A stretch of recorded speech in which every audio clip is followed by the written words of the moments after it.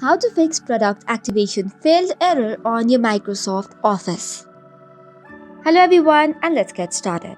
If you are using any of the Microsoft Office product but shows the error of product activation failed on the top of the product, it could be because of the administrative issue or the permission issue.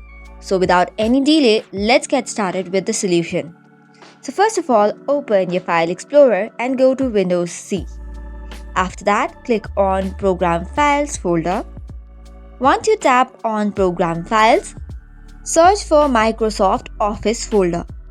Double tap on it to open, and then you have to search for Office 16 or the latest version of Office.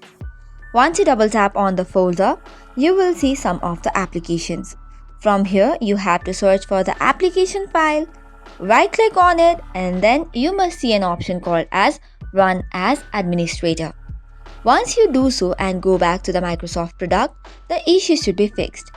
However, if it does not on the first time, you have to repeat it for 2 to 3 times.